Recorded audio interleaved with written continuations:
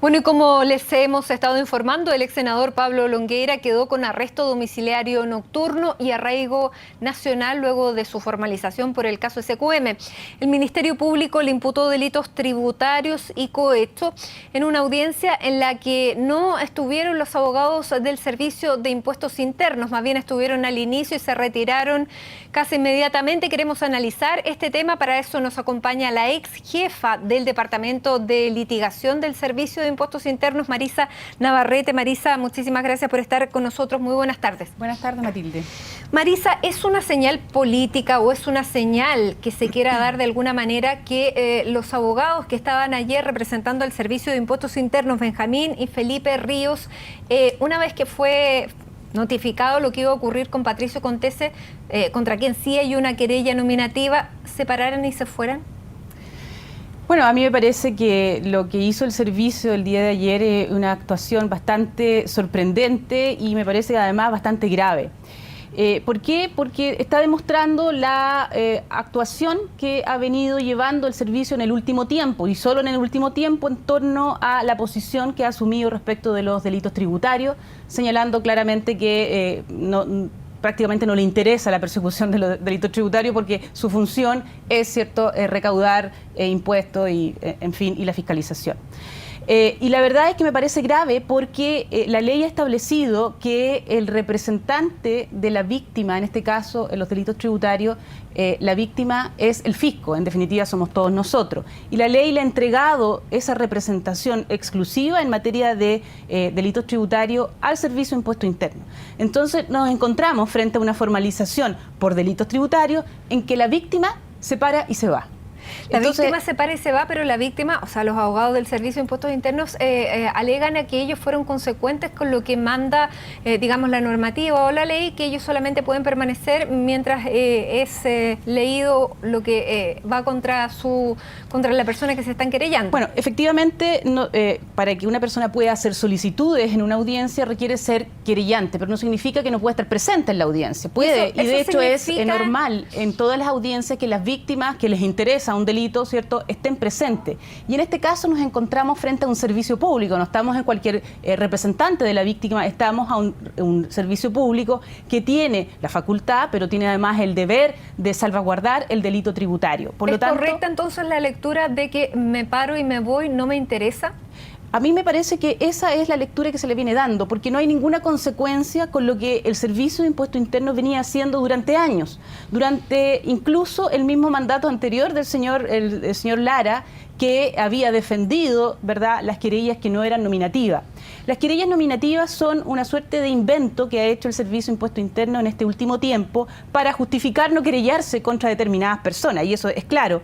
Y a mí me parece que cuando las personas, los abogados, que obviamente no es una decisión de ellos, no es una cosa personal de ellos, me imagino, cuando ellos se van, en definitiva lo que están haciendo es simplemente dar una muestra de menosprecio frente a una función que la ley le ha dado. Porque uno podría pensar que estos abogados tenían una cosa mucho más importante que hacer, que estar presente en una audiencia de formalización, que se iban a, ¿cierto?, utilizando las palabras del señor director, se iban a trabajar en sus funciones de recaudación de impuestos. No. Sucede que uno de los abogados que estaba allí era el jefe de litigación penal del Servicio de Impuestos Internos. Es decir, que la única función que él tiene es perseguir el delito tributario. Entonces, cuando se manifiesta una actitud de esta por parte de un servicio que tiene a su vez la obligación de salvaguardar el delito tributario y se manifiesta una actuación como esta, evidentemente lo que se está haciendo ahí es darle un beneficio ¿a quién? ¿A quién se beneficia con esa actuación? A quienes cometen delitos tributarios, porque se pone de alguna manera, y es en duda, la facultad que tendría el Ministerio Público para estar formalizando a personas, ¿cierto?, el día de ayer. ¿Se está tratando en forma preferente a Pablo Longueira? La verdad es que no podría yo dar ese juicio si se está mostrando en forma preferente. Si decimos, en este caso, que el servicio ha decidido, ¿cierto?, hacer querellas nominativas, está dándole preferencia a todos aquellos a quienes no se ha querellado nominativamente. Y uno podría preguntar, bueno, ¿por qué el servicio se querella contra unos y contra otros no? Bueno, hay varios por los que no se querella. Ahora, me quiero detener en este punto de que tal vez ellos, como abogados, no tomaron la decisión por sí mismos, porque hoy día en una entrevista radial, el fiscal Pablo Gómez dijo que había visto a los abogados incómodos en esta situación de tener que irse, y él argumentaba, o más bien especulaba, que podría deberse a órdenes superiores. Bueno, conociendo el servicio, porque yo asumí ese cargo de jefa de litigación penal en algún tiempo en el servicio, evidentemente los abogados y los jefes no se mandan solos, tienen obviamente órdenes superiores que le señalan qué hacer o no. Si fuera una actuación autónoma del abogado me parecería aún más grave, porque significaría que está incumpliendo su función para la cual fue nominado en su cargo. Ahora, sin embargo, luego de decir esto, el fiscal Pablo Gómez añade que son suficientes las demandas y las querellas entre quienes emitieron las boletas, que no es necesario más. Sí. ¿Está de acuerdo con esa aseveración? Sí, lo que pasa es que el 162, que es el famoso artículo que concede esta atribución exclusiva al Servicio de Impuesto Interno, esta atribución se la otorga para querellarse o denunciar hechos constitutivos de delito. El hecho es lo que regula la actuación, ¿cierto?, el inicio de la investigación penal, pero no le otorga facultades para determinar quiénes son los responsables de esos hechos. Esa facultad es una facultad eminentemente investigativa y que le corresponde al único órgano habilitado constitucionalmente para investigar, que es el Ministerio Público. Por lo tanto, cuando, eso es mi parecer, por cierto, cuando el servicio intenta hacer estas querellas nominativas, está excediendo las facultades que le estableció la ley. Ahora, volviendo al tema del Servicio de Impuestos Internos, ¿qué pasa cuando un organismo público no cumple su rol? Bueno, cuando no cumple su rol, hemos hecho hace un tiempo atrás una presentación, de hecho, en la Contraloría, precisamente porque hemos estado advirtiendo esta inactividad que ha venido desarrollando el Servicio de Impuesto Interno. Y le hemos pedido a la Contraloría que efectúe una auditoría, un pronunciamiento en el sentido de determinar cómo ha sido la actuación del servicio. ¿Por qué? En concreto, ¿qué es lo que ha pasado? El 162, como he señalado, le otorga al Servicio de Impuesto Interno una facultad doble, es decir, puede optar entre ejercer la acción penal o perseguir la acción pecuniaria, pero no le otorga la facultad para no hacer nada y guardar en un cajón, bajo la mesa, los casos que pudieran ser constitutivos de delito tributario. Y hemos visto, y ha aparecido en la prensa, que existen una serie de empresas donde el servicio no ha hecho absolutamente nada, ¿cierto? Aquellas empresas que habrían rectificado, ¿cierto?, sus declaraciones de impuestos y que estarían en la misma situación que Penta, Soquimich y Corpesca, en el sentido de haber financiado la política, ¿cierto?, perjudicando al Estado. Y en ese caso el servicio no ha hecho nada. Y en esa situación fue lo que ustedes plantearon ante la Contraloría, que tiene un plazo determinado para emitir un dictamen.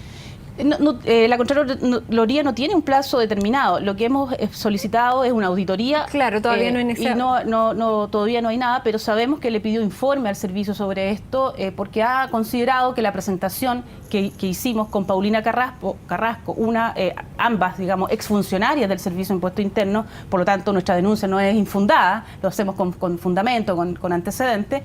Creemos que el efecto que se produce de la inactividad del Servicio de Impuesto Interno se puede constatar evidentemente en el caso de Ominami, donde transcurrió el plazo de prescripción y evidentemente entonces esta persona fue sobreseída definitivamente, una persona que podría eventualmente haber sido condenada por un delito tributario. Esas son las consecuencias graves de la inactividad del servicio. Y en esta inactividad del servicio, considerando el caso de SQM, porque hay otros casos que van avanzando a otra velocidad.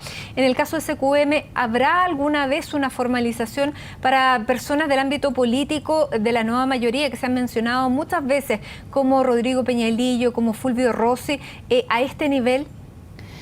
Bueno, todos los casos que me has mencionado, Matilde, son todos casos similares en el sentido que todos se refieren al financiamiento delictual, digámoslo, de la política. ¿Por qué? Han hecho, ¿cierto?, han pasado dinero al margen de la ley electoral, pero además lo han hecho utilizando documentación tributaria y defraudando en definitiva al fisco, que somos todos nosotros. Esos son todos iguales. La diferencia en un u otro caso va a estar dada por el grado de prueba, de antecedentes que tenga la Fiscalía para poder acreditar aquellos delitos. Y adicionalmente porque se puedan acreditar delitos adicionales como el delito de cohecho, el delito de soborno en su caso y el delito de fraude al fisco. En esos casos entonces va a depender de la prueba de cada caso. Yo no tengo todos los antecedentes porque no soy interviniente en todas esas causas, en ninguna de ellas en realidad, y no te podría opinar con propiedad si es que hay antecedentes como para formalizar a otras personas.